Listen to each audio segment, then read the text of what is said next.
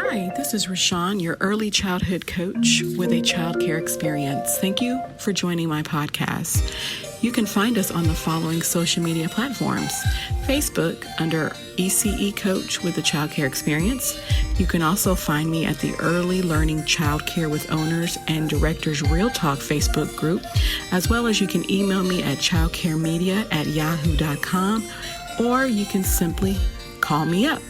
My number is 210-749-2865. Welcome everyone. I am your host, ReShaun Webb. Welcome to the Early Childhood. I forgot the name of my podcast, y'all.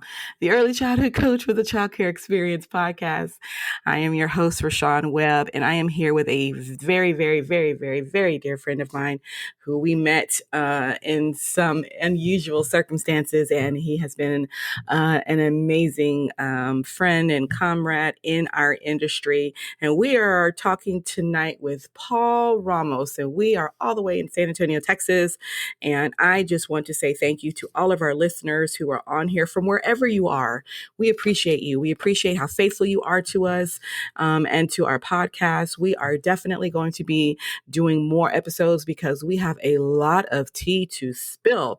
But tonight, me and Paul are just going to do what we've always done. And we've just always just sat and just talked about this industry that we both love so much. And so without further ado, I'm going to introduce to you my friend, my amazing friend, and someone who just named me his mentor, Paul Ramos. Paul, welcome to the show.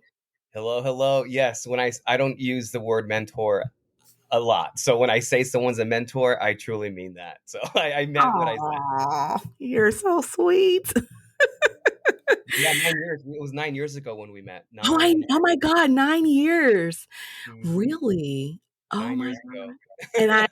And you I know was what? a young lad looking for a job. You were, and that was the best interview I've had to date. Like, you were the best interviewee I have ever had. We talked about the job for like 10 seconds, and the rest of it was about Glee and musicals. Yeah, Childcare, the Y.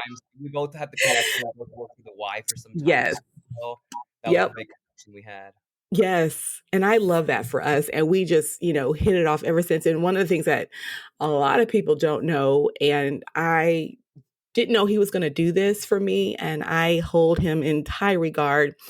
The day I graduated with my master's all the way in Tampa, Florida, I did not know that Paul was going to record me walking across the stage for me. I did not know it until I think I got back to my seat and I got a text message from him, and he watched, I want to say probably, I don't want to say majority, but he watched my graduation for me up until it was time for me to walk the stage and recorded that moment for me. And that was a moment that I didn't have.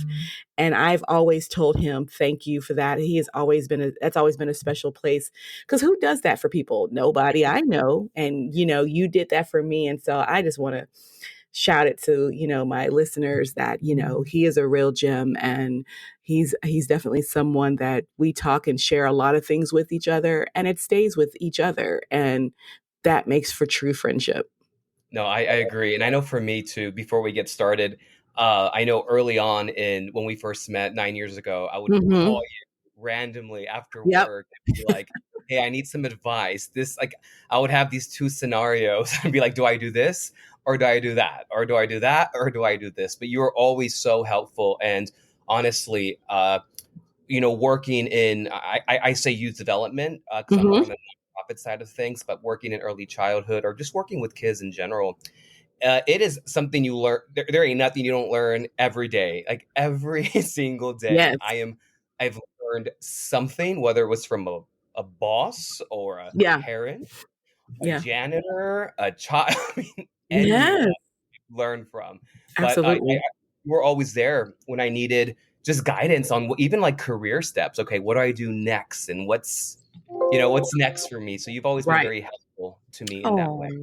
Well, it was my honor, and it didn't feel like work to me. We always made every interaction fun. We just had lunch a couple of weeks ago, and it was just amazing just to have conversation about, what this industry has meant to us. And, he was in early childhood as well. And now he's in, youth and nonprofit. And that's kind of what we want to talk about tonight because we spend a lot of time talking about the children and the babies. But sometimes, we have a lot of, children that are, teenagers that are aging out of different systems and different environments, and this world is not conducive or helpful for them. And so we want to talk about that tonight. We want to talk about, youth and leadership and bridging gaps. And, we're just going to take the conversation wherever it's going to go, because that's how Paul and I talk all the time. We don't ever have a script. We don't ever have a plan of how the conversation is going to go. So Paul, what are some of the challenges that you're seeing now with leadership? I think for me, I always say there was, leadership before the pandemic and Mm-hmm. leadership after the pandemic. Mm-hmm. I realized that people did use the pandemic as a crutch Yeah. way after it was. Parents used it. Some of the students would use it, and I'm like, hey, it's 2024 now. I mean, Yeah. we're past that. But for me, the challenges that I saw in leadership, and which made me get a master's in nonprofit management, was because I Mm-hmm. wanted to really work on the developmental side of leadership and develop talent. I love talent, and Mm-hmm. I always tell people, for me, being in a leadership role, uh, finding talent and nourishing it is not as easy as it seems. I know you and I had Right. a conversation over Mm-hmm. lunch, Yeah. but um, you're able to mold people, but having people who are just willing to be molded is not easy to find Right. as well, right? So you can have 20 applicants, Yep. and how many of them really are wanting to go in and learn the ins and outs of it? And for me, I always tell my staff this, like, there's nothing that I wouldn't ask you to do that I Mm-hmm. might not do. Absolutely. But I don't know if you've come across this, but I would have colleagues who are like, oh no, that's not my job. I'm Oh not doing yeah. Oh yeah. Oh yeah. Oh yeah. And I think of one time actually, one that I always keep in the back of my mind, working at a center, and we had a garden, and the garden was put upon this program, and they made it our responsibility. And to an extent. And so I remember saying, I didn't go to grad school to pluck weeds. And but I'm the kind of person where, if my supervisor asked me to do something, I'm going to do it. And then I had a staff member, I was like, hey, I'm gonna go do some. Can you go do some? They're asking us to do it. Let's just keep the peace. And they were like, no, I am not. That's not what you pay me to do. And I was like, okay. So I went out there and I'm sweating and hauling bags, and then something just hit. I was like, what am I doing out here? So, yeah, you have those moments in this industry, in this profession, where I don't take out trash, or I don't change diapers, or that's not on my job description. And speaking of the pandemic, so and I know you and I both worked, I mean, in the heat of Yeah. 2020, talking Yep. like March, April, May. Yes. So for me, it went from doing payroll to you're playing basketball with them now. You're in circle time with them, because what would Yes. happen Oh, yes. Hmm. was, if someone got in contact or they were exposed, they were out for 14 days. Do you remember that? Like, I do. so I I do. I remember do. there was always staff. I would dread Monday mornings because I knew that there Yes. would be a handful of my staff calling in, and there was really nothing you could do. So Nope. for me, I was doing circle time. I Yep. was giving out the lunches. I Yep. was delivering lunches. Yeah. That's why I say before and after it really did shift, because prior to COVID, I think leadership was kind of held on a pedestal, or people Hmm. saw it like that. And Hmm. once the pandemic hit, I know for myself, with the organization that I worked for, we had to sign a new contract stating that we went from salary to hourly. Oh wow. I mean, yes, it was that, but we didn't know what was happening. This is like Right. Day by March. day. Hmm. Yes, day by day. And then, summer camp came, and it was like, that was a whole different ballpark. That Hmm. whole 6 feet apart, the hula hoops, you remember that? Like, I Yep. mean, it was it's like, It was so treacherous, and but we stayed in the thick of it, right? We stayed there, and I remember like fighting. essential versus non-essential workers. And I'm like, who are you to tell another parent their job is not important when they have to feed their kids and they have to Right. go to work? Who are you? And I remember saying, if this happens again, y'all gonna have to cite me. I said, because I'm not about to play God on whose job or whose career is more important over someone else. These parents need to work to supply and provide for their families. Who are you to tell someone that their child can't come to childcare because they're not their job is not important enough? And I was like, we're not doing this again. I'm not doing this again. And I made that extremely clear,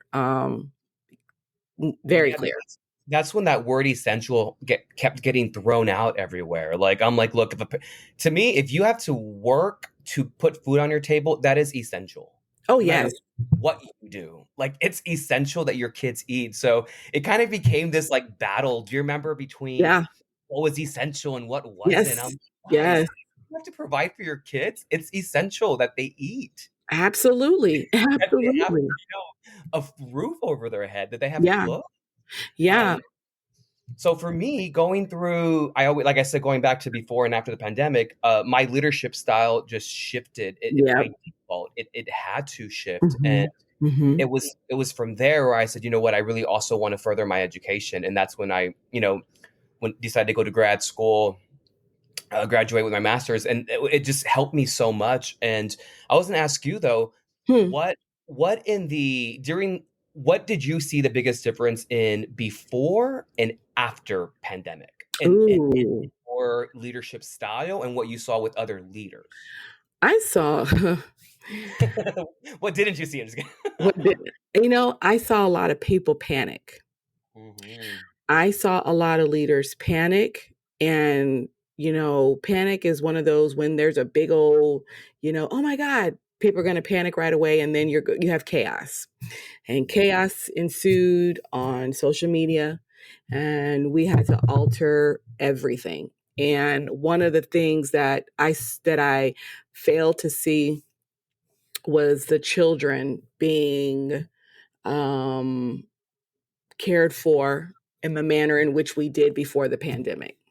Mm, And I say that because just because there's a pandemic does not mean we change, the foundation of why we're doing what we're doing. yeah. We might have to change the method a little bit. We might not be able to be inside. We might have to spend some time outside. But I saw the leaders panic. Um, I saw, I saw a lot of confusion. I saw a lot of do this, do that, do that. Everybody became an expert. Everybody was an expert, but everybody was talking too much. Did you come across people who were making decisions that never worked in the field? like like Yeah, the government. you should do this, Paul. Really, you haven't worked. You want to But go to you my know what? Yes. campus? Yes. And so the pandemic, the initial Parents or announcement came. parents giving me advice on how to Right. run 50 kids at a campsite. Right. So all of our rules and bylaws came the day after my birthday. Mm, And we got that 18 or 15-page document. And some of it was just really pathetic. One of them, which was, you have to change your clothes every time you come inside the building. mhm. Who's going to do that? Not me. I'm not going to go outside with one outfit, come back in with another. I'm not doing that. That's a lot. And I didn't. So there's a lot of things I did not do in my program because I'm like, I'm not going to cause panic for my staff were already panicky. So I'm not fixing to add to the panic and the worry they're already feeling. I'm not going to do that. And number two, I am not going to cause panic with these children. And we made sure to not do that. I made sure I said, if you feel any kind of way, you can stay home, but you are not coming to work with panic and fear because it's not fair to these children. Mm. And for the most part, we did pretty well. We had got the the PPE, the that PPI PPE or whatever. We Yes. got that financing or whatever. And so we had, we went at that time we were at 46 kids. Our capacity was 60, so we were at the highest that the program had ever been since opening, and we went from 46, Paul, down to 8. Wow. because they weren't essential or teachers were working from home, teaching at home that we had as parents. So we were still open. We were open the whole entire time. The staff didn't have to work as many hours, but we still got paid our full 40. So we curtailed a lot of things to keep things going. We were scouting for cleaning products. Who scouts for cleaning products? Clorox, bro. Like a Clorox kidney was on the black market. Bitcoin. Clorox was the Bitcoin of 2020. Yes, it was the Bitcoin. It's so crazy. Like people are like, okay, I got this over here. How many do you need? I need 4. Okay, come by my house and pick it. Like but I also saw people working together. Yes. I saw, when you did not see chaos and confusion, you saw a lot of people work together. But I, as an industry leader, kept my mouth shut because there was a lot of yak, yak, yak going out. And that escalated the situation more. HHS put out a statement, different ECE organizations put out a statement, and people were questioning the statement and trying to get an understanding. And I was like, y'all, too many people talking and nobody's listening or nobody's just letting it be. And Correct. so, I as a leader, I just backed off because I'm like, y'all are going to listen to who you're going to listen to, and I'm just going to let the loose ends drag. And that's exactly what I did. No, that makes sense. I'm going to be very, very honest too. It was the one time in my career working in youth development where I was really feeling the pressure of Mhm. everything, and I was angry. I was upset because I saw a lot of people around me not having to go into work. Yeah, Um, I battled a lot with why. And now I take pride that I worked through the pandemic. But absolutely. yeah, so I was going to ask you, though, what do you feel was your biggest lesson that you learned working the past, I would say at this point, 4 years in this post pandemic Oh, I would say my biggest lesson as a is leader? As a leader. as a leader, I would say my biggest lesson I learned was, number one, flexibility. Mm, And number two, your philosophy is going to change. mm, Um, I did the work. I went to grad school. I have a bachelor's, I have a master's, had a CDA, did all that. I did all that.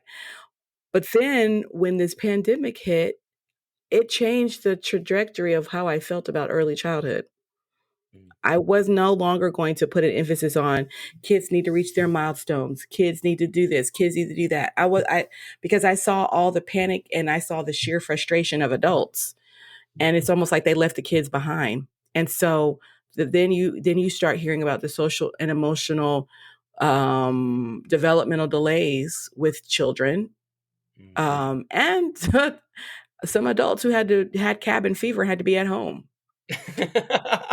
One thing that I did not suffer from was cabin I fever. did not suffer from cabin. I was going out. Okay, I was not about to. I think one of our kids did test positive, and so we had to go get tested. And they're like, "Are you gonna?" I'm like, "No." I wasn't around the child, and so I was like, "Yeah, no." I did my day or two at home, and I was like, "No." So we had closed. I forgot how long we closed. We didn't close very long, and that was at the time where the 14 days went down to like 10, like Yes. 7, 5, that kind of thing. And I was like, "No, no, no, no. I'm not going to let that stop me from living my life." And the one thing I can say is the traffic was amazing. Oh my gosh. I was there was no red. I was just I would get to work in no time. No time. I You know love what I it. also like? I like that for us it was curbside drop off. So parents Yes. were able I was like, can we go Get in, back get out. the other day? I was like, can we go back to curbside drop off and I curbside pick know. up? Like I I know. I love love that. I did too. I lived it too. that. I love that. What as a nonprofit, newly nonprofit expert, Mhm. what how do you see or how do you feel post pandemic? How has that affected the nonprofit circuit? I think for me, for just getting I work in the sports world too, so I Mhm. think getting people I even in 22, 23, people were still blaming the pandemic for numbers being low, Yep. and I had to say we're not doing that no more. Mhm. We're in 2022 Right. and 2023. we can no longer be using that. But we would go into meetings and people would be using that as excuses of why numbers were low. And I said, we're not doing that anymore. I just No. couldn't, because it was just, to me, it was a cop out for me, at Yes. least, the quality that I wanted to bring and the amount of youth that I wanted to reach. But Yes. what saddened me, ReShaun, was that I saw so many of my peers still use that as an excuse Oh to my God. underperform. And I'm like, guys, stop, enough of like, oh, well, the pandemic. And I understand that it was a horrific thing that happened. But for me, one of my first programs coming back from the pandemic was I needed to grow the sport of tennis in the area of San Antonio. And Uh-huh. I had to hire like 45 coaches. I was in Harlandale, Medina Valley, La Vernia, Southwest Legacy. I was in about 8 or 9 schools. And the person before me was telling me, well, we're not going to get high numbers. We can't because of this and the pandemic. And I'm like, hey, like that's you. But for me, I Right. can't be using that as an excuse. And I Right. refuse. So that's what one thing that I did see a lot. And even to this day, Yeah. Rashawn, still kind of use Still. that Yes. as an excuse for why things are not the way that they should be. And that upsets me, to be Yeah. honest. Yeah, for sure. And honestly, too, I think for me, what I see for me, a challenge that I see is grant funding, and there's just so many organizations out there, and so not enough money to give out to those underserved communities and whatnot. And Right. yeah, that's one thing that gets me. But one thing is that because we are not, and this is one thing that I love that I worked in licensing facilities, because it does set the bar for me with what I'm Yeah. doing, right? Like, Yes. well, this is the according to licensing, and people are like, quote Yes. licensing. I'm like, I understand that, but me working in early childhood development in a Hmm. licensed facility, that's just always like at least the blueprint for me when I'm doing anything, Rashawn, whether I'm doing like a 5-year-old clinic, or a teenage, tennis clinic. I'm always Right. putting those standards there, like ratio. Hmm. I know you are, being in license, Yes. Oof. ratio this and ratio that, and but I like to go a little bit above minimum standards. I used to joke all the time. With one of my old colleagues, like minimum standards get you minimum results. I used to Yes. always say, Yes. Yes. because I always wanted to go above it, right? Just because it's 1 to 15 doesn't mean that you have to be 1 to 15. Correct. Correct. Correct. Correct. So I know for me, because we're not licensed, but if I see anyone on out there on the court and they're struggling, even with like 10 kids, I will take five. I'll leave my office, take five, and I will do drills with them. Like I don't like seeing staff overwhelmed, and I know you're very similar because Yep. you're also at your center every Yeah. single day. I am. Well, I am. how do you Oof. how do you handle staff who are really stressed out where they're like on the ledge, like they are like, I can't do this anymore, Rashawn? How do you pull them back? I'm very thankful and blessed that I don't have that problem. Mm. But I also know that Have you ever it's encountered? real. It's real. Yeah. And so for me, I know how far to push them. I know their pain points. And so we're quick to be like, okay, let's go get some coffee. Let's go, find a way to pull them out of the classroom and let's go have that chat. Let's go have that moment of calming down, or that moment of, what is causing this? Because my program is, all that I've been fortunate enough to be in programs where, we didn't have this, 100 and 200,000 billion capacity and all Mhm. these kids enrolled. And we were able to reach the children better on a more one-on-one basis. So But you're the more envi- about quality. You've always been about, your thing is like quality. I'm very big on quality, because to me, quality is based on what the happiness of my children, and if their parents are happy and excited, no one can't tell me any different, because my clients, my customers, are happy, and the government has nothing to do with that. So, I've just always made sure, even now, our numbers are growing. And so we're going to start adding in coffee bars, and we're going to start adding in candy, like a sweet bar, and just different things just to kind of keep the staff going. And I've worked in programs where we couldn't have drinks in the classroom. We couldn't have snacks. We could not have open cups. We couldn't have those things because their thought was, well, the kids are going to get it and this and that. When it was more or less like, but as a staff member, I'm with these children all day. These are some rambunctious 2-year-olds.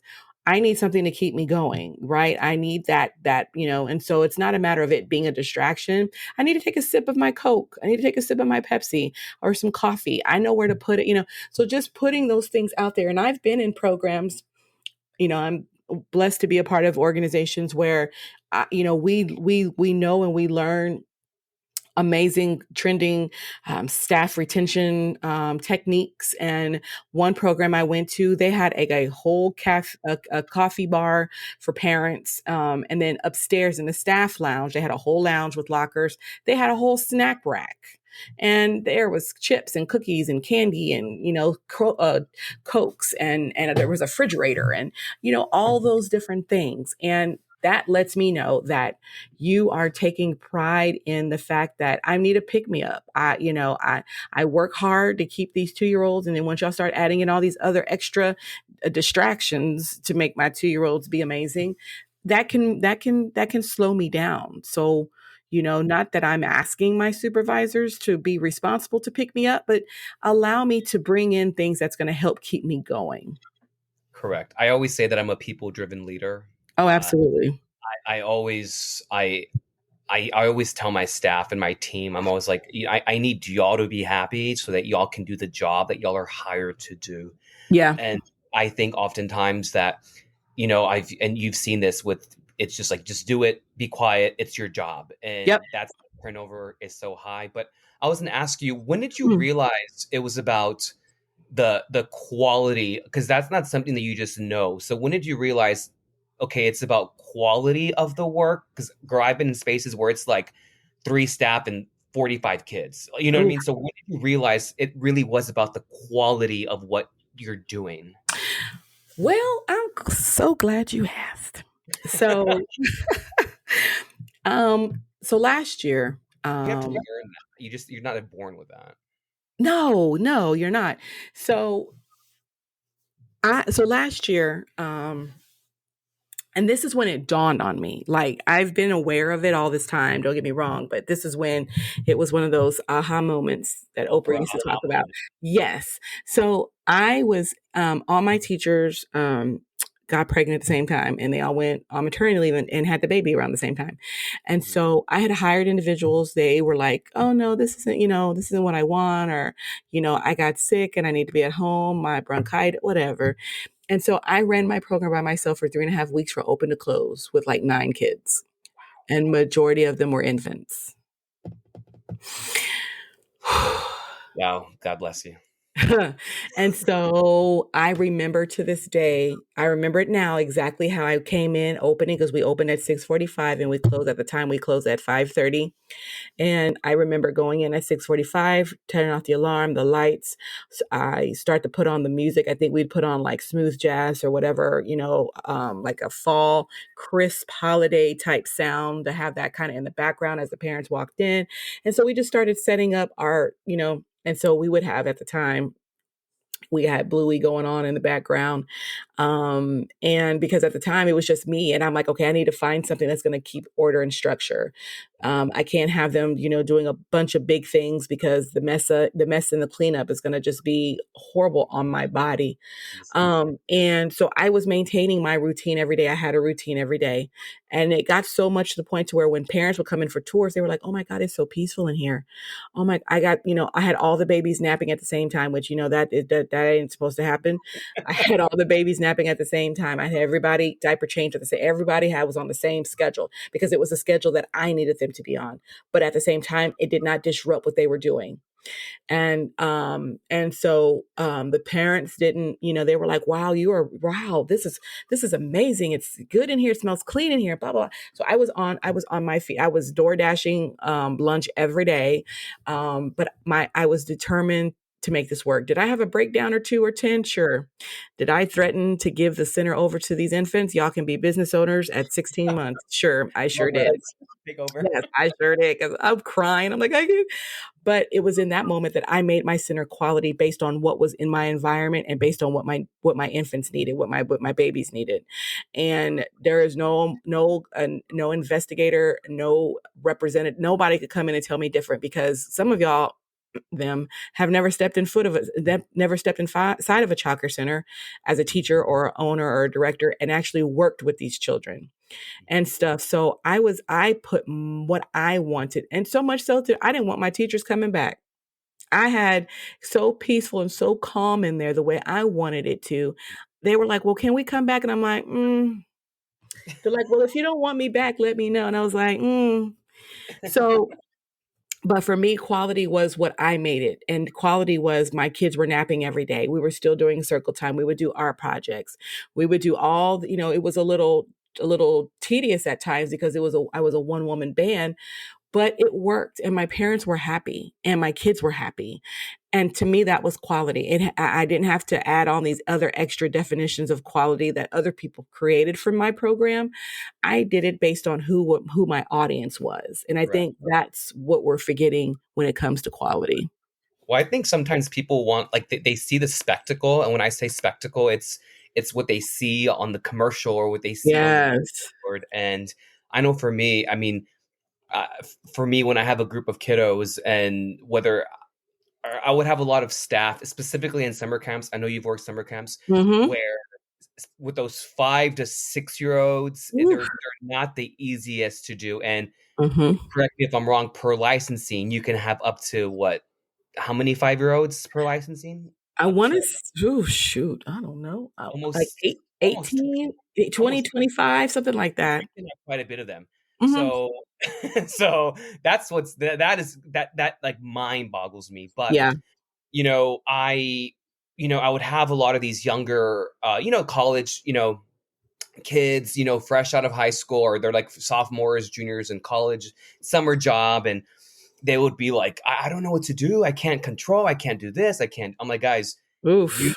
dictate everything that these kids like, what they enjoy, Yeah. what they don't like. Like, you really have that power when they're Yeah. watching TV and they see something that they like. They have been, like, literally someone has dictated that whatever they want is on that TV screen. And I told Yeah. my staff that just like that, this pencil, this marker could be whatever wand that you need it to be. Absolutely. Construction paper, this highlighter, Absolutely. it And can be. but here's the thing with that. We have people working with children that are just as creative. They're not. So they don't understand, like you said, this instrument can be whatever I want it to be. They have no creative juices. They have no drive to experiment, no drive to make a positive interaction, but yet they want to work with kids. And I let people know when I teach a class on play, I'm like, play has to start with you first. Like, Mhm. you have to learn how to play, what that means, what that looks like. Even as adults, like, go out, do things, get outside of your norm of, go, they'll say, take a walk, go ride your bike, go take up a new hobby, right? Because that will breed the the creativity to do those exact same thing with kids. And it's not a one size fits all. You really have to cater to Yep. your audience, right? So Yes. how I am with my 5 and 6 year olds, I am definitely not going to be with my 11, 12, 13 year olds. And I see a lot of people struggling, like, oh, I only work with this age group. Yeah. I'll tell you right now, you can throw me with any age group. I Same. where I with the 17 year old or the 5 year old or 3, 2. Right. I will make it work. It don't matter. Yeah, It and I don't think matter. one of the things people forgot, and when I started my program, my philosophy on things changed due to the pandemic. I'm like, I want the kids to have a party, and I'm like, I want to get strobe lights and a disco ball, and I want them to enjoy being kids. And that's why my program is the way that it is. And when I hear parents that come on board, they're like, this is what I want. I want my child to know what it's like to be a kid. The school district can do all that stuff. They're doing an extremely wonderful job teaching, but it's those fundamental years that are more important. If a child cannot walk across the street, they're not going to understand directions. And so, how do you start? Where do you start with following directions? In the early childhood sector, in the childcare world. And, how do we get I'm blessed that all of my children that have gone on to the big school are leaders and they can handle themselves and they know how to ask for things and they know how to conduct themselves. And it's so funny because we had a one of our meetups with the kids and the parents came and they started talking about different things that the kids were going through. And I'm like, what did y'all do to my babies? What did y'all sent them to the school district? They done messed them up. And one of the moms was like, we should have kept them with Mama Sean. I'm like, you sure should have, because my goodness, my kids are ruined. But that lets me know that A, I put a mark on those kids. Number two, it also lets me know that, we know where the school district stands on things. Right. And I think too, it seems like to me like your big thing is exploring. I think Oh yeah. kids should have the opportunity to explore Oh and have. yeah. And I always say I'm a very structured individual. If I have Mm-hmm. goes any camp that I've ran, any program that I run is extremely structured. But in that structure, I allow people to play, explore, have fun. And I think people think you have to have one or the other. You got to be really strict with no option, or it's just chaotic and no rules. Wow. You agree, or what do you think on that? I think play should be child led, Correct. and I don't think it should have any structure. Mhm. Because structure lets me know that my play can only go as far as you're making it go or you're allowing it to go. Now, working YMCA, you and I both know, summer camp is group games, small games. So we know that there's rules, but we also know that there is room for creativity within those rules when it comes to the group games. And when I teach that class, I let them know that in this particular case, when it comes to these games, the rules can be changed. But the objective is the kids to have fun. Let them explore what that looks like. One of the games that we learned at the YMCA was sharks and angelfish, and jump the river. And some will call it sharks and minnows. And Yes. so, when you get out, start another fish tank, start another river. Mhm. So that way it's never ending. So, it allows for just creativity. It allows for it to be unstructured. And I did a podcast with one of my play experts who I love so much, Deb Lawrence with the International Play Association USA.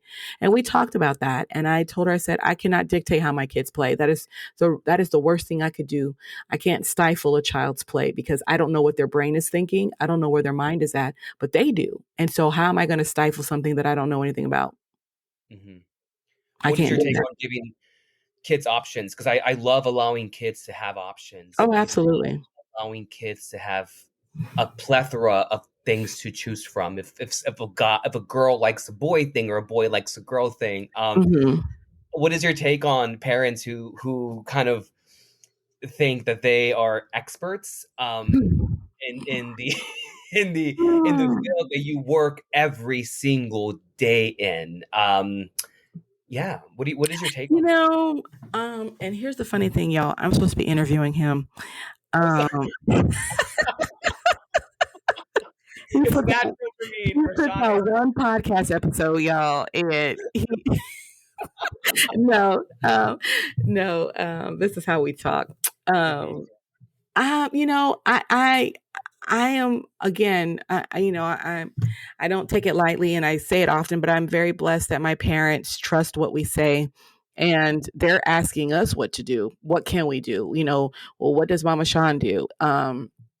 And so a lot of the parents do not delve off into what we do. We have some that they'll create those play spaces at home and create all these different things, but most of them will not. And so I'm blessed at my program that my parents are just like, you tell us what we'll do and we'll do it. But for me, I welcome suggestions and feedback, but I also let them know, well, over here, this is what we've noticed. So I do take in their feedback and their suggestions, but I see how it tailors or how it fits in with what we're doing and what we do.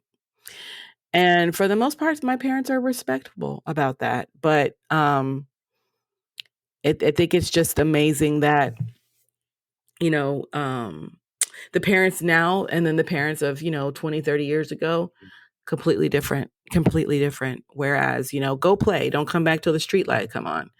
Now, they can't go outside. Now they can't do anything. Or now that tablet, that iPad, the phone is just connected to them, but they can't even recite their alphabet, but they know how to work a tablet.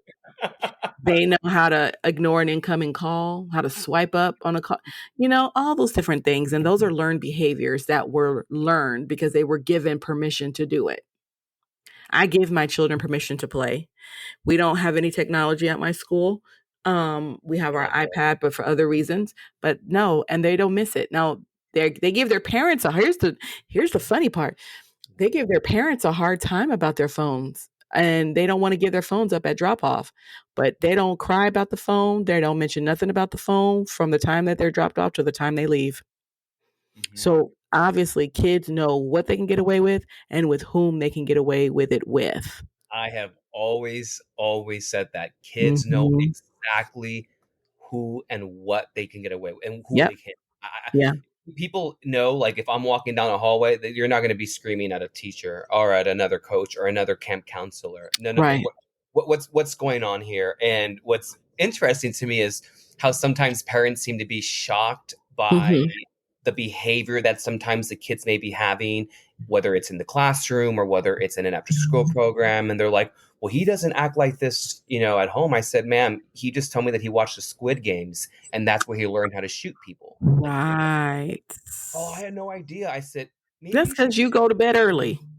and I tell parents this, and with no disrespect, I truly get along with the parents. I mean, one of my gifts is that I truly can get along with parents, any type of parent, and I always tell them, just be mindful of what they are really looking at, not Mm-hmm. what you think, that what they're really looking at, what they're really typing in the Google search, and making sure, because they bring that into the classroom. They bring that into the tennis court or the basketball court or the playground. They bring that with them. And I always feel bad when the parents are almost in shock that they don't know this. But at the same time, I'm like, you're the parent. You should know Yep. exactly what your kid is reading, looking at, who they're talking to on the phone. You need to know these things. And Yeah. I've had really hard conversations with parents, and it comes with being a leader, right? Like, you Yep. have to have very uncomfortable situations. I had not to get too deep, but I had a kid once who had who wrote a suicide note, Oh and I no. had to call the parent, report it, and and the mom was in tears, shocked that she had no idea Oh. that her child felt this way. We got it fixed. Everything's fine. But it's those heavy conversations that you have to have Mhm. as leaders. And it's interesting because, just on the topic of leadership, there's people who are not willing to have these conversations with parents. And I always tell Absolutely. my younger staff, or people who want to go into director roles, owners, just higher level, I tell them, you're going to have to be comfortable with being uncomfortable. Mm-hmm. you're gonna have, I mean, girl, one time I had a cop show up with a court appointed letter saying that they were going to take the kids. And so I'm working an after school program. One of my staff calls me. Cop shows up with the father, court appointed. So, meaning I had to release Yep. those kids, right? Yep. Guess what they tell me? They go, well, we need you to call the mom and tell her that this just happened. I said, look, there's a lot of things that I will do, but y'all need to do. This is when I really had to set my foot down. I said, y'all have to deliver that news to the mom. I will Yeah. not deliver that. Y'all are not going to come up here. And you Yeah. deal with this with kids, you deal with a lot of the drama that the families are coming into. And the Yeah. only the only people it hurts is really the kids, and It's the kids. Yeah. that's where my heart goes out because I'm like, geez. I mean, yes, it's hurtful for the parents, but it's the kids who have to suffer. But you Yep. know, what is your take before we kind of wrap up? But what is your take on having hard conversations with parents, being in your position as an owner, as a CEO, as a director? How do you manage that? How do you decompress from some of those heavy conversations? Ooh. Not to interview you, but Woo! Man. Okay. Ask your question one more time. I'm trying to process the question. Ask it one more time. So how do you process those heavy conversations that you have with parents, those heavy Okay. hitting questions, and how do you decompress from those heavy conversations that you have as an owner, as someone has to tell their parent, hey, you got to pay up, hey, this is happening, hey, when you have to deliver that heavy news, how do you escape from it? Because I know for me, it Mm, took some time to allow myself to detach, regroup, and reset because it was mhm. really heavy on me. Yeah. Oof. Ooh, ooh, ooh, ooh, ooh. Trying to figure out how to answer that one. So I've never been a fan of having heavy conversations, and I don't mean from the standpoint of not having them. Um, but it's hard when you're trying to articulate something Mm, that is a little challenging, and you're having to articulate it in a way where you're wanting this person to hear what you're saying when they have a need or they have a point that they're trying to make. yeah. So I have done, and not I had to do a lot of praying and a lot of hitting my head up against the wall when it comes to tough conversation, because it um you have a message that you're trying to get out, and this person is looking at you and you're trying to articulate what you need them to know, not believe, but what you need them to know and understand. And you're taking in consideration their facial features, their expression, you're taking their stance, if they're folded arms, and all these different little things, and you still got to get this message across. So I'm always quick to give, they always say to give that sandwich effect, two positives and the negative. So I'm always quick to just, kind of give them some good little, cuddles and kudos, in the beginning, give them that hard blow, and then just, follow up with, so we can be on the same page, or we can, all these different things. So that way they don't feel like I'm coming at them hard or I'm blaming them, or, people are extremely sensitive. Oh, absolutely. And so trying to navigate those tough conversations, but it used to hit hard. It used to really, I'd have to really sit in it. Like I'd have to really sit in it. And there's been times where I've gone home, no TV. I've just vegetated in the dark, like in the dark. And my mom is like, "What are you doing?" I was like, "I just need to be in the dark." I'm processing. Yes, and she knew that there was a sensory overload because that conversation just really just ooh, and even as leaders, we have to have those conversations, but that doesn't mean we can't be affected by the conversation, right? We have to put aside our feelings and our biases to have this conversation. We're not going to sit here and, divulge to them, how it makes us feel and how it does all these. We're not going to do all that, right? Because it's about, I need to execute this conversation. I am the leader of this conversation. I need to execute it. I need to have this moment. I need to do all these different things. So we need to make this thing work. So how do I make this work and deal with my feelings later? And I'm very good at I'm compartmentalizing my feelings so I can handle business. But when I'm done, I'm either getting something to eat, a snack, or I'm just gonna sit in just pure silence and darkness and feel what I feel, live in that moment. And sometimes I don't need to talk. I just need to just sit in it and process it and look at, did I say it right? Did I handle it right? Did I, all the different professional things that we're supposed to go over, all the professional things that we're supposed to do. Well, and sometimes too, when you're having these conversations, like I'll speak for myself, it's not even something that I did wrong. It's something that Yes. staff member did wrong that I Yep. then had to justify and explain to them why that Yeah. happened. So that's another layer about that people don't talk about enough. Being a Yeah. in early childhood or in Mhm. development, if Susie lost a child or a child got injured under their watch, it is still your responsibility, and people don't talk about that enough. So I may have to be talking to an angry parent who's cussing at me for something that I Oh, didn't yeah. even do, that Oh, I yeah. wasn't even in that room. I Oh, wasn't yeah. even in the building. I was on my lunch break. But Oh, yeah, but that's a part of it, right? There are times where, situations happen and we weren't even there, but we are still ultimately responsible, and I think we have to let leadership. fun. We have to let people know that, hey, you represent me whether I'm here or not. Your actions represent what I stand for. And there are times when I have to say, hey, you did this on your own accord. I don't believe in what you did. You did this 100% on your own, and I will throw you under the bus. And I have done that.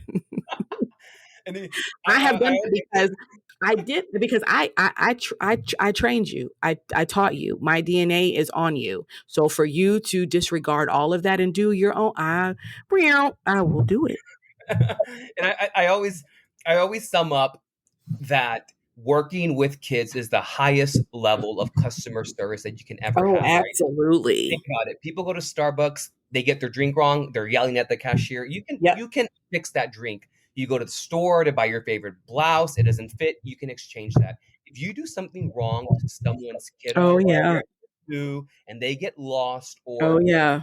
worst happens, there's no exchange for that. There's no, Yep. oh, here, let me give you a refund. So Right. I always compare it to customer service, and people are like, why do you compare it to customer service? I'm like, because it's the highest level of it, and people don't talk about it enough.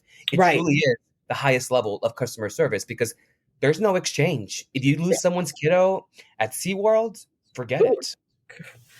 Ooh, wee.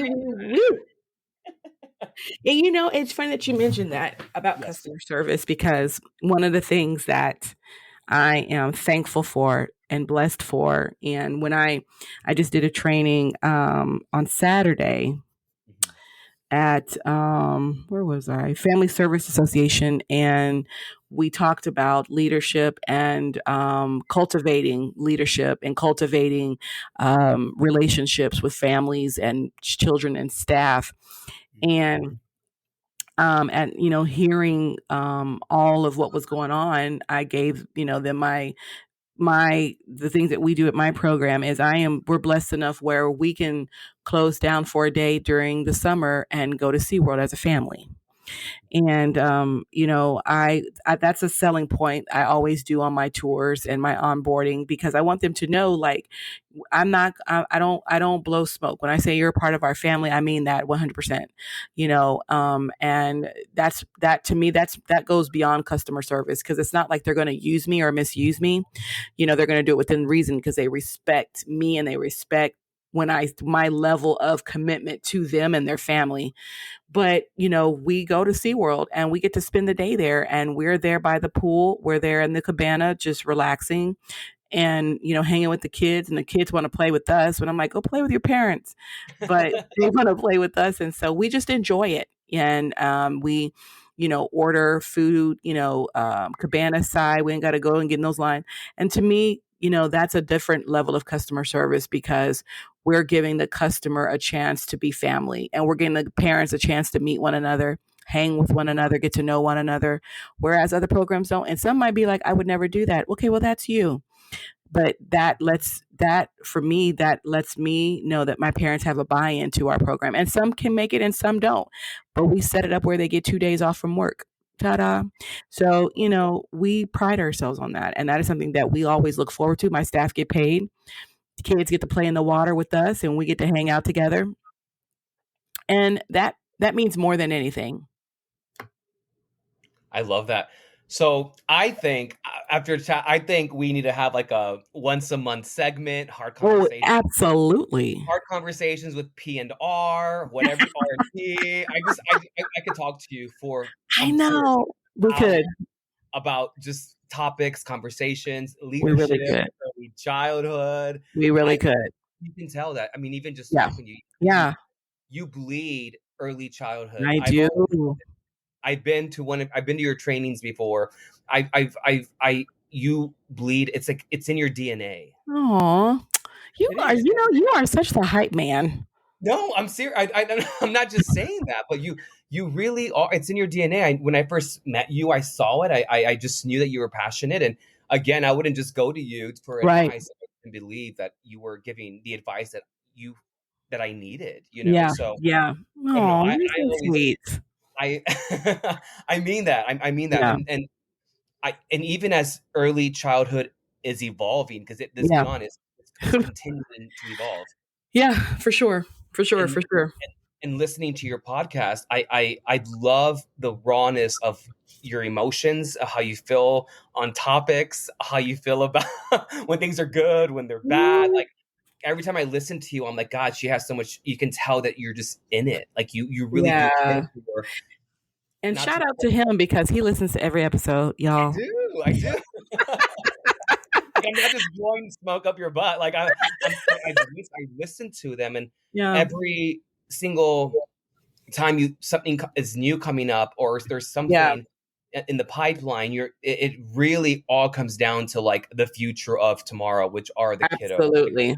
No matter where you're at, what university stage you're on, or who you're talking to, like it's all goes back to early childhood development and how passionate you feel about it. Like we talked about this. I was a Head Start kid. I Mm-hmm. Head Start, and I say it shaped me, but it did. I was there at 3, 4 years old. I was my parents couldn't afford Yeah. daycare, but Yeah. Head Start's what got it.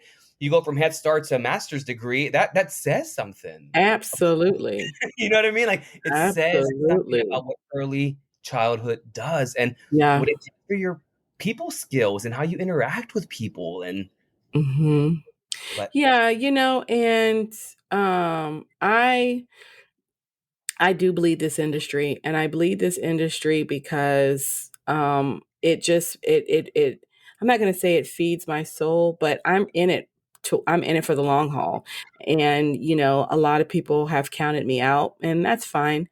But I am most certainly a proponent and an activist for children, and not so much children as a whole, but for the individual child. And I think that's something that, I get into it with a lot of other owners every now and again, and every blue moon, that are like, well, childcare, I know, right? Childcare, blah, blah, blah, blah, blah, blah, blah, blah, blah, and then it's like, well, there's early childhood. There's a big difference. And there are a lot of owners who don't know the big difference. And, I am blessed and thankful enough that I, can do both. There is a difference. One is the science behind a child, and the other one is the actual running of a program. And, it's just a lot. This industry has evolved, and some good and some bad, and it's been good to me. And I told them in the training yesterday, I plan to die in this industry. Like, I don't plan to retire. There's so much. I can see it. I can actually visualize it. I mean, there's just so much to do, and as my world evolves with all these different ideas, and I'm going to put it out here now that, and I'm going to let him lead it. I'm going to let him decide. So we're going to do one episode a month of PNR. And I'm going to let Paul take the lead on that, because I think, this is good conversation, and and y'all are privy enough to hear what y'all are just basically eavesdropping into our conversation, basically, because this is what it's like for us all the time. Can I ask you one more question? Sure. What is one thing that early childhood has given you that you didn't know you needed? Ooh. You always ask the questions that just really catch a sister off guard. One thing I know. One thing about this industry, or about early child education, that has given me that I didn't know I needed. Correct. Oh, man.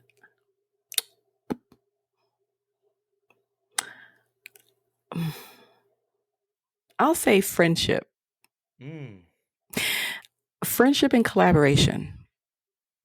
No Man is an Island.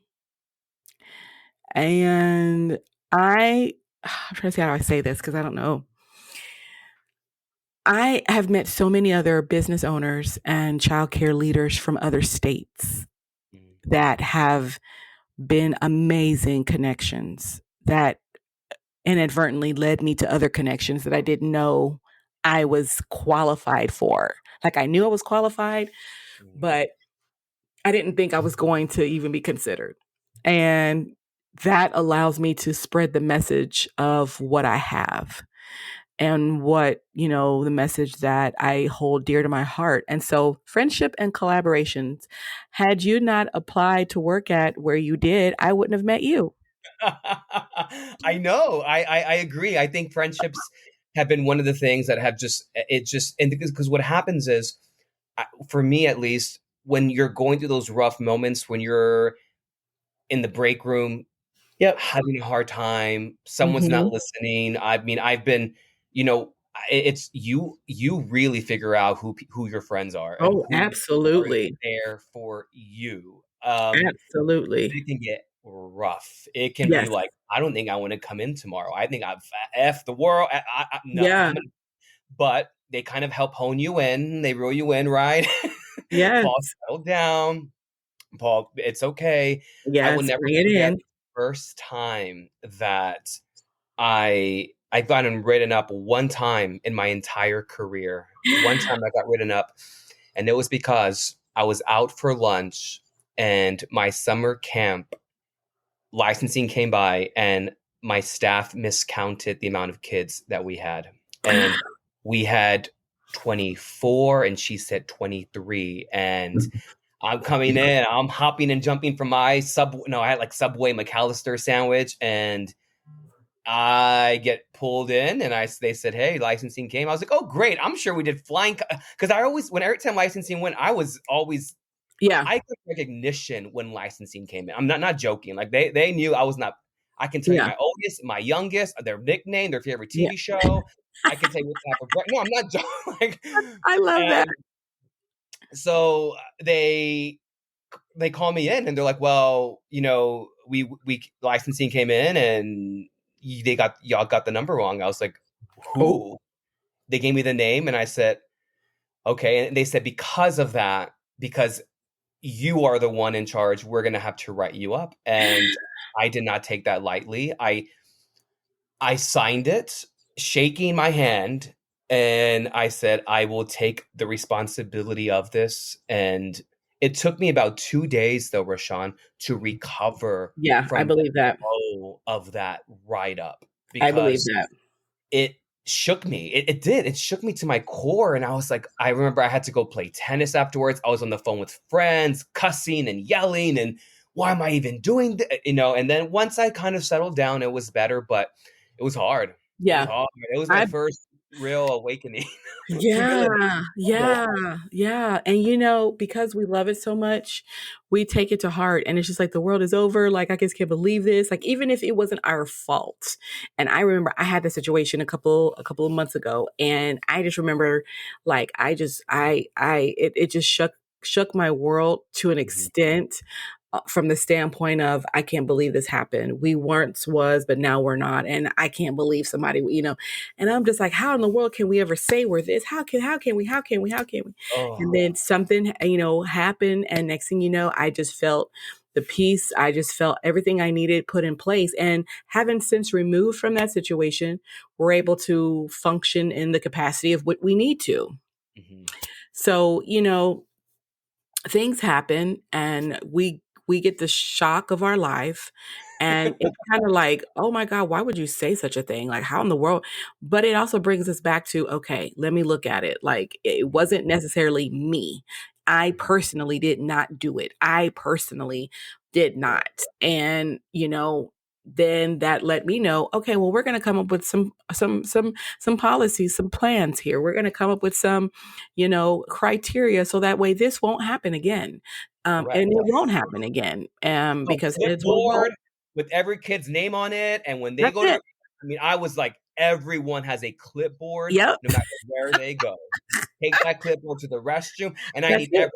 age on it, they're like, Paul. I said, no, no, no, no. Yeah, we're Like, not doing this again. I'm being serious, Yeah, guys. I'm we're being not. Yeah, yeah. or not because you know how licensing works. Oh Who's your yeah. oldest? Who's your youngest? Who's the Yep.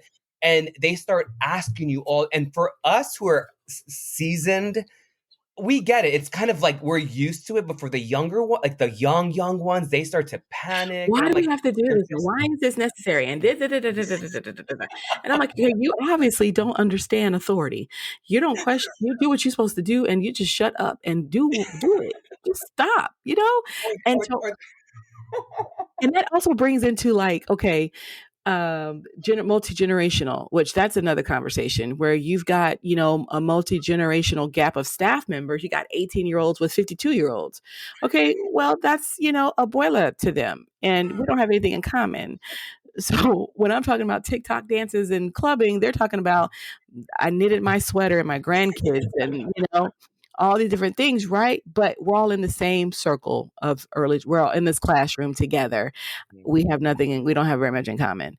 But when licensing comes in, we have that one thing in common. You better do it, especially if you've been instructed and taught. And this is what I'm hearing is a person you will teach and teach and teach and teach and teach, and you will go over and you will coach and they will get it, and you will do everything you're supposed to do and they will get it right and all that, and they recognize it, but then they will go rogue on their own,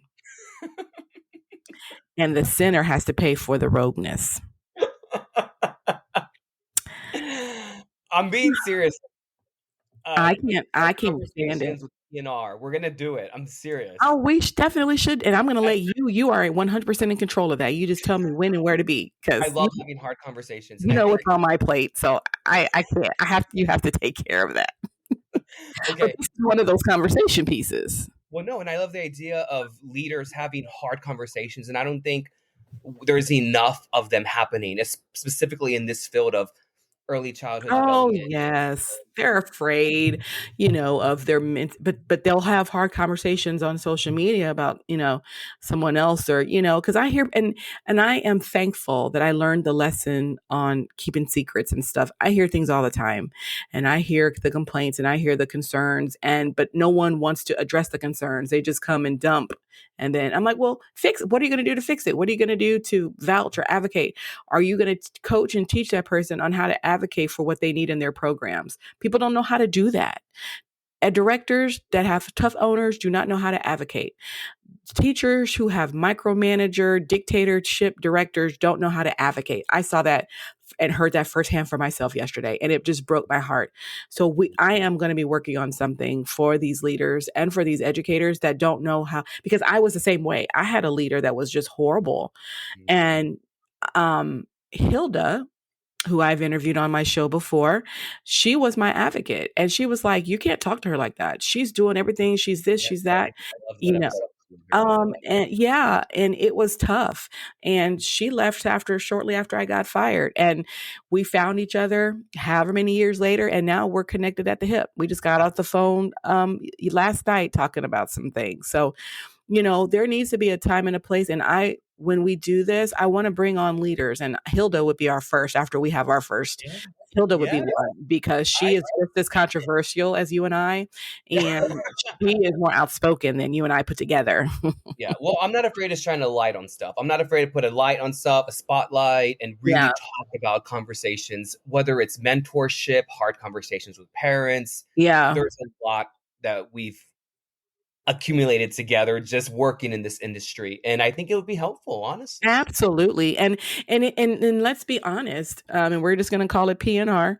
PNR is not to condemn or to bring down, but we have to do a better job of uplifting.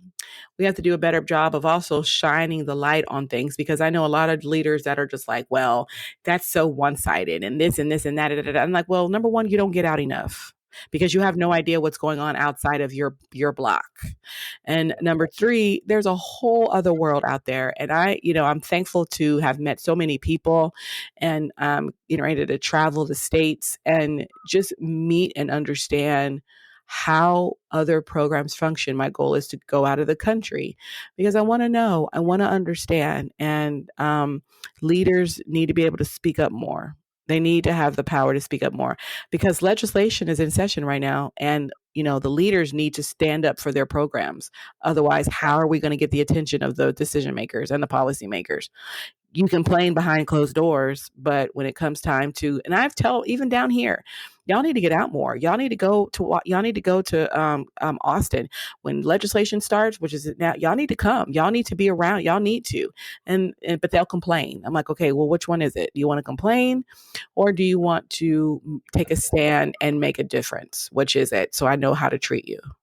Yeah, I know for me, real fast, I feel like I've worked with a bunch of diverse group of families. It's not just Mm-hmm. one group, and a lot of people that I've encountered only work with one specific Oh demographic. yes.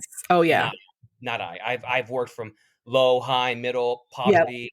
Yep. I worked it Yeah. all demographics and Yeah. backgrounds and tax brackets. Yes. So I have some people come to me with some ideas. I'm like, you only deal with that 1%.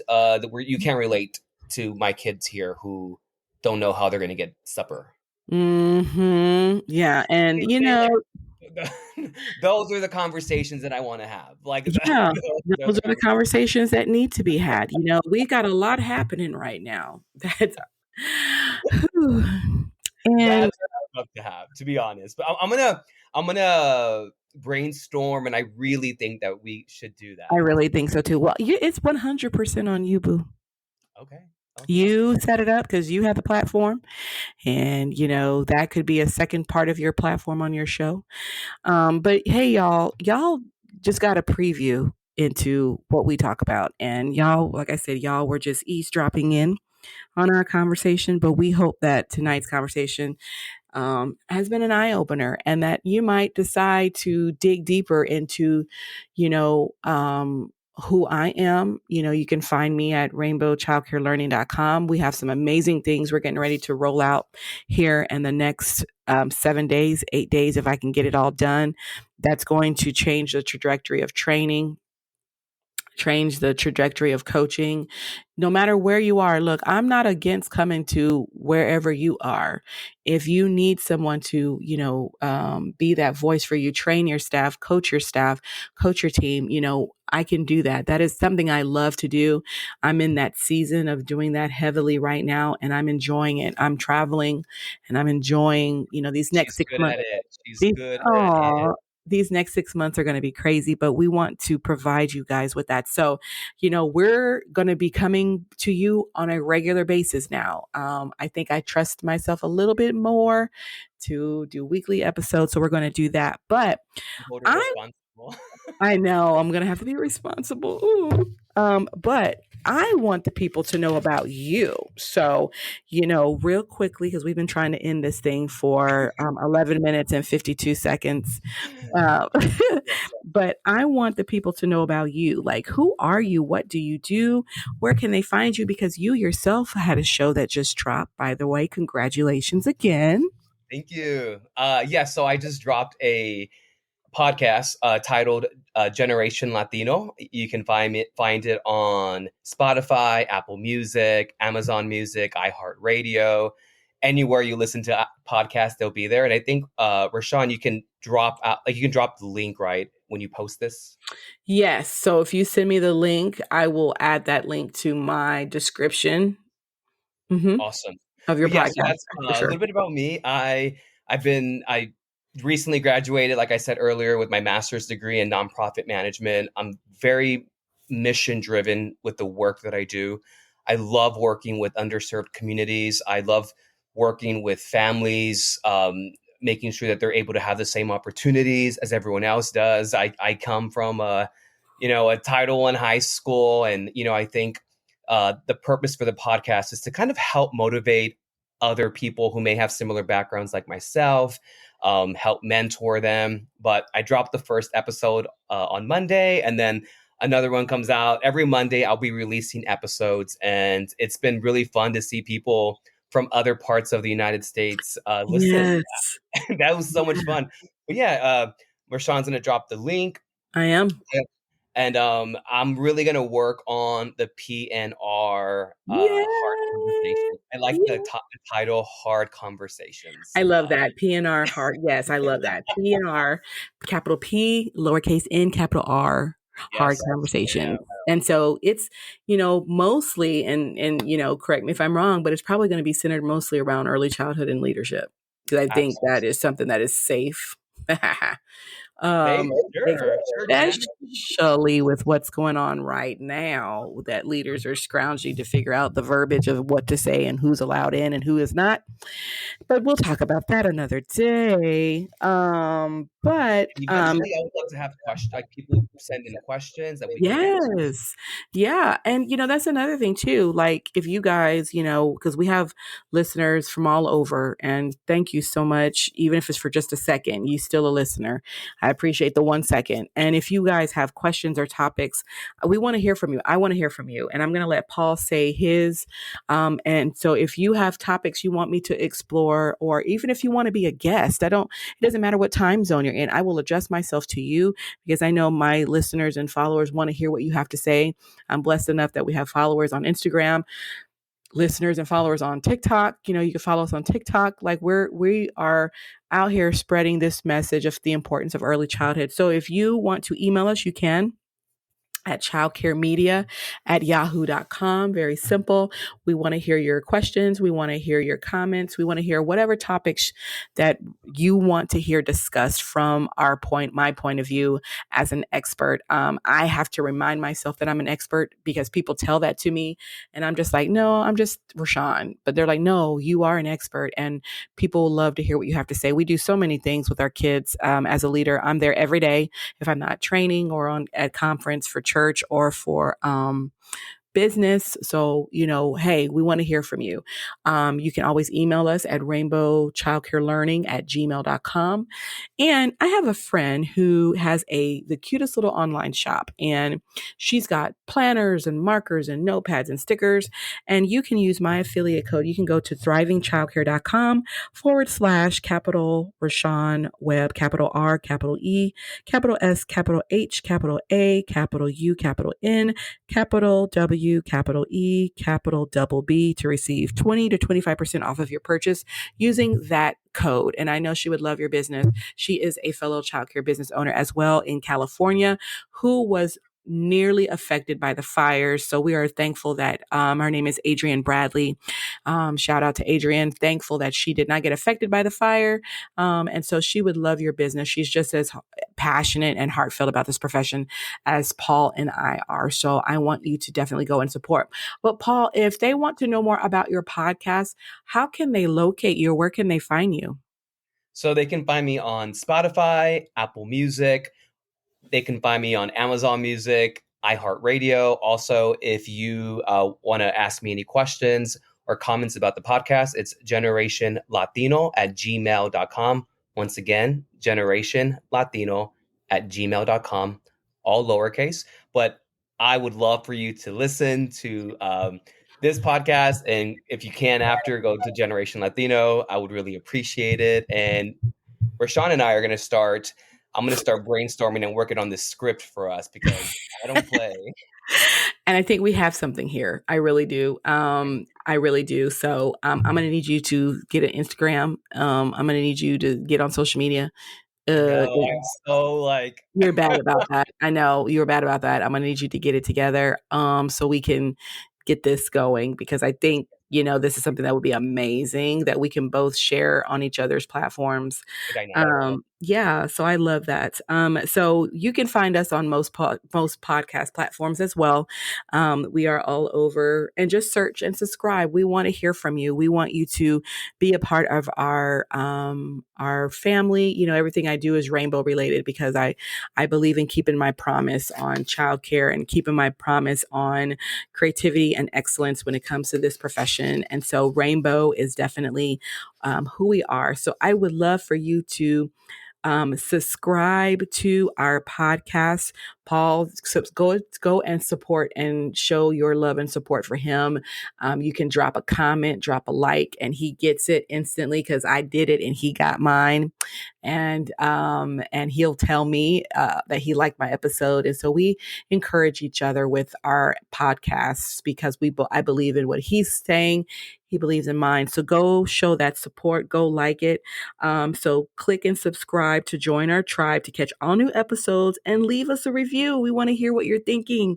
We want to continue giving some fresh, amazing content we both know and love. So Paul, one word that describe what is your one word for this year as we close our episode for this week? What is your one word For the year? for the year? Hope.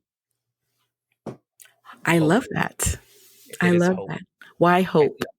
I think in this current state, without getting political, I think we're just very divided, and I think we Oh need yeah. hope to move us forward and to see the bigger picture. So I'm hanging on to a lot of hope that people's pride and ego may be pushed aside, so that we Mm-hmm. can be the better versions of ourselves. So yeah, hope is mine. I love that. And so mine, I don't remember my first word. That's terrible. But my second word is intentional. And I want to be intentional in everything I do, intentionally organized, intentionally focused, intentionally available, and